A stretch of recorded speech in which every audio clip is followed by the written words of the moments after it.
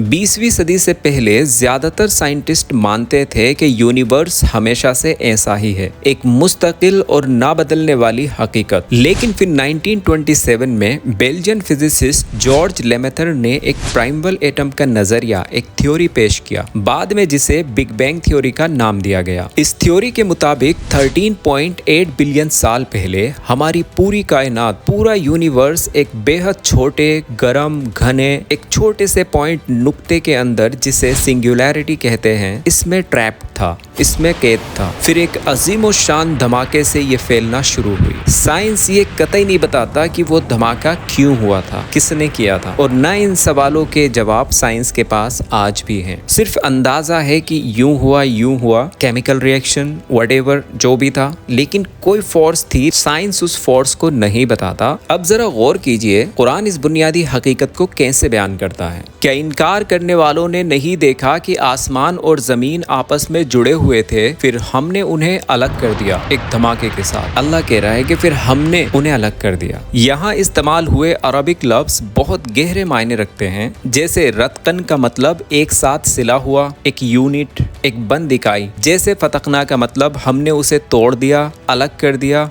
ये लफ्ज उस वहदत और फिर उसके अलग होने की तस्वीर पेश करते हैं जो बिग बैंग थ्योरी का सेंट्रल पॉइंट है, सेंट्रल रिसर्च है। लेकिन कुरान इससे भी आगे जाता है। साइंस हमें बताती है कि बिग बैंग के फौरन बाद यूनिवर्स एक धुएं या गैस के बादल की शक्ल में था, फिर वो आसमान की तरफ मुतवज्जे हुआ जबकि वो धुआं था। यहाँ लफ्ज यूज हुआ है दुखान, जो उस शुरुआती गैसेस मासेस के लिए एक बेहतरीन और परफेक्ट बयान है, जिससे बाद में सितारे और गैलेक्सीज बने। बिग बैंग थ्योरी के हिसाब से एक जरूरी नतीजा, कॉन्सिक्वेंसेस ये है कि कायनात को अभी भी फैलना चाहिए, यूनिवर्स को एक्सपेंड होते रहना चाहिए। 1929 में मशहूर एस्ट्रोनॉमर एडविन हबल ने इस बात को साबित किया। उन्होंने देखा कि दूर की गैलेक्सीज हमसे दूर जा रही हैं, यानी यूनिवर्स फैल रहा है, एक्सपेंड हो रहा है। अब देखिए कुरान ने 1400 साल पहले इस फैलती हुई कायनात का जिक्र कैसे किया, जबकि एडविन हबल की इस थ्योरी को अभी 100 साल भी नहीं हुए हैं। कुरान कहता है, और आसमान को हमने अपनी कुदरत, अपनी पावर से बनाया, और बेशक हम इसे फैलाने वाले हैं। कुछ लोग यहाँ लफ्ज लमूसियून का ट्रांसलेशन वास्ट या बड़ा करना लिखते हैं, मगर ये काफी नहीं है। अरबिक ग्रामर के हिसाब से ये एक्टिव पार्टिसिपल है, जिसका मतलब है कि हम मुसलसल फैला रहे हैं। मतलब ये एक जारी अमल है, ऑन गोइंग प्रोसेस की तरफ इशारा करता है, बिल्कुल वैसा ही जैसा साइंस ने डिस्कवर किया है।